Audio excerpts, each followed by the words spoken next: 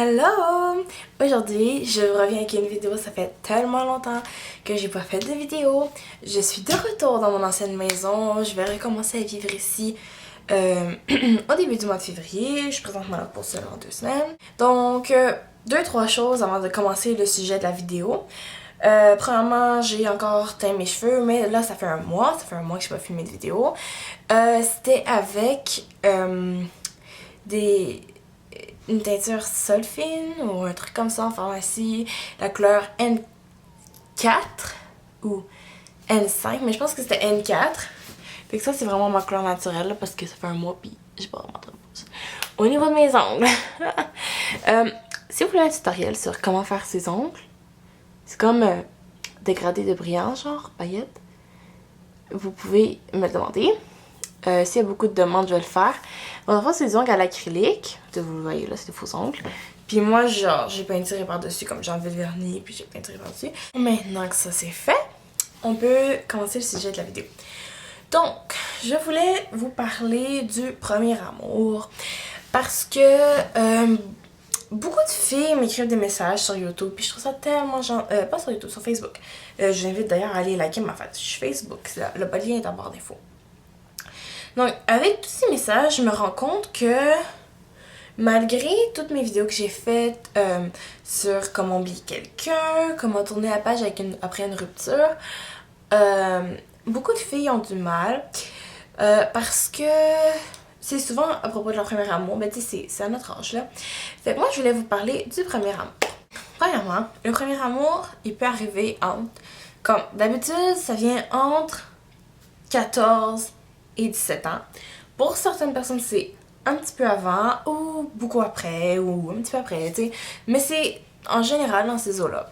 Moi, c'était à 16 ans. Puis, comme j'en ai déjà parlé dans une vidéo, c'était avec mon meilleur ami. Mais on est maintenant ensemble, pour tout le monde qui se demande. Il y a beaucoup de monde qui regarde encore ma vidéo Je suis vivante, qui me disent « Ah, j'espère que ça va s'arranger pour ton meilleur ami, nanana. » On est maintenant ensemble. Donc, le premier amour, moi j'ai dit dans plusieurs de mes vidéos, selon moi, le premier amour, ça s'oublie jamais, blablabla. Le premier amour, c'est plus fort. Ça, c'est moi. Ok, moi, j'ai lu ça nulle part, que le premier amour était plus fort, mais selon moi, la première personne que tu vas aimer, c'est que tu vas tellement l'aimer avec passion, parce que c'est la première fois que tu aimes autant, que tu ressens autant de sentiments, que jamais tu vas encore ressentir ça, parce que après, tu vas être plus vigilant, moins naïf, parce que justement, tu vas avoir appris de tes erreurs, si on peut dire, si jamais toi et ton premier amour vous laissez. Parce que à l'avenir, tu vas jamais t'attacher autant à quelqu'un parce que tu vas avoir été blessé par une autre personne, puis tu vas avoir peur que ça arrive encore. Donc c'est pour ça que, selon moi, le premier amour est le plus grand parce qu'il se vit sans retenue,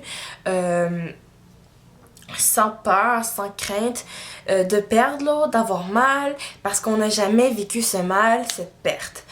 Bon, après, chacun a son parcours, certaines personnes ont vécu des choses avant, même si c'était pas leur premier amour.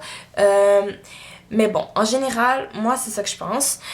Pour moi, c'est totalement ça. Qu'est-ce qu'on peut faire pour oublier notre premier amour? Moi, je pense qu'il faut jamais oublier quelqu'un. Tu sais, j'ai fait une vidéo comment oublier, mais c'est pas tellement comment oublier, c'est plus comme comment passer à autre chose. Je pense que il faut apprendre de chaque relation, chaque interaction avec une personne que vous faites, vous pouvez apprendre de ça. Il suffit juste de se poser, y penser, puis vous allez comprendre toutes les erreurs ou les choses bien que vous avez faites avec cette personne-là. Il faut juste apprendre de chaque relation qu'on a. Pourquoi? Parce que si on se pose jamais pour penser à ce qu'on a fait de mal, à ce qu'on a fait de bien, etc. On va jamais s'améliorer en tant qu'humain. On va toujours rester là à toujours agir de la même manière dans le fond, à toujours refaire les mêmes erreurs. Fait que c'est ça. C'est comme il y a une phrase, je me rappelle plus de qui, mais j'avais vu ça dans ma classe d'histoire. C'était écrit « Celui qui ne connaît pas l'histoire est condamné à la revivre ». Donc, c'est un petit peu dans le même style. si vous connaissez pas votre passé, donc que vous n'y avez pas repensé, vous allez toujours refaire les mêmes erreurs si vous vous rendez pas compte des erreurs que vous avez fait.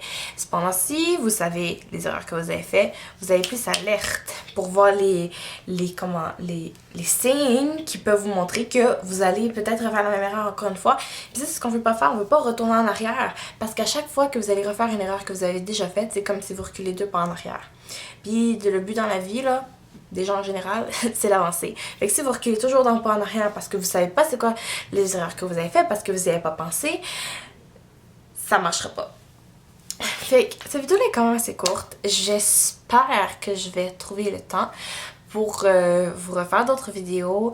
Je suis vraiment contente d'être revenue chez ma mère parce que j'aime vraiment mieux ce décor-là, j'aime mieux la vie ici, etc.